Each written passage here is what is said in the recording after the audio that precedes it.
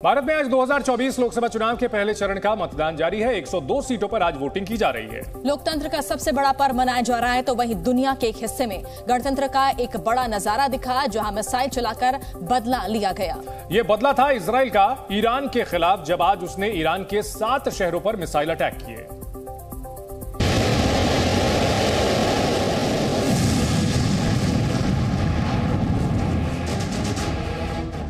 एक तरफ लोकतंत्र,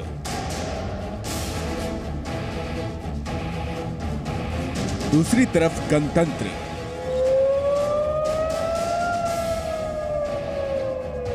ये दो तस्वीरें देखिए। एक तस्वीर में एक देश के नागरिक अपने लोकतंत्र की ताकत दिखा रहे हैं, तो वहीं दूसरी तस्वीर में हथियारों की ताकत दिखाई जा रही है। एक तरफ सरकार बनाने की कवायद है, दूसरी तरफ वर्चस्व की लड़ाई। एक तरफ बटन दबाकर लोग अपने सांसद चुन रहे हैं, तो दूसरी तरफ मिसाइल के बटन दबाकर बदले की लड़ाई लड़ी जा रही है। आज की ये दो तस्वीरें दो सबसे बड़ी खबरें हैं। जहां पहले चरण का मतदान चल रहा है, तो वहीं ईरान और इजराइल के बीच तनाव उस मोड़ पर पहुंच गया है जहां पर दोनों के बीच बड़ा युद्ध छिड़ने के आसार बन गए हैं। 13 अप्रैल को ईरान के इजराइल पर सबसे बड़े अटैक के बाद आज इजराइल ने बदला लिया है और ईरान के कई शहरों को निशाना बनाया गया है। रात में ईरान के कई शहरों में धमाके की आवाजें आईं। सबसे ज्यादा आवाजें ईरान के इस्फहान प्रांत में सुनी गईं। इजराइल ने ईरान के जिन शहरों को निशाना बनाया, उसमें इस्फहान, तेहरान, फोर्डो, अर्क, नतंज, खर्ग, आइसलैंड, बुशेहर और बांदर अब्बास हैं। लेकिन इसमें सबसे अहम है ईरान का इस्फहान शहर, जो कि ईरान के बड़े सैन्य ठिकानों का अड्डा है, जहां ईरान का बड़ा न्यूक्लियर प्लांट है, जहां ईरान के ड्रोन और मिसाइलों का बड़ा जखीरा मौजूद है। इजराइल का बड़ा हमला इसी जगह के आसपास हुआ है।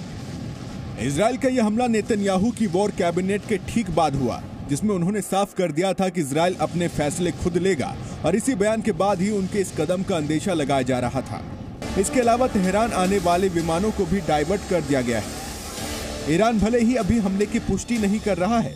इजराइल के इस हमले के बाद दुनिया की बड़ी चिंता थी इस्फहान के पास बना ईरान का न्यूक्लियर प्लांट, लेकिन ईरान ने साफ किया है कि प्लांट पूरी तरह सुरक्षित है।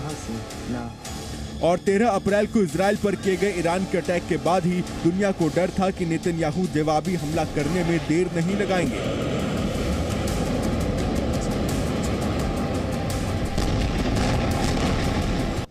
अमेरिका ने भी दुनिया को चेताया था, और अभी 2 दिन पहले ही जब ब्रिटेन के विदेश सचिव नेतन्याहू से मिले थे, तब भी उन्होंने संकेत दिए थे कि हालात कितने खराब हो चुके हैं।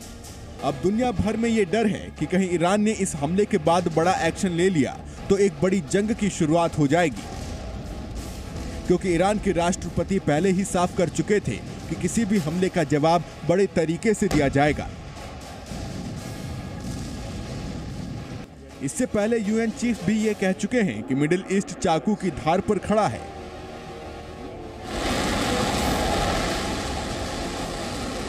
और अब इस तनाव के बढ़ने के बाद इसकी लड़ाई और गहरे होने के आसार बढ़ गए हैं। ब्यूरो रिपोर्ट, जी मीडिया। जी न्यूज़।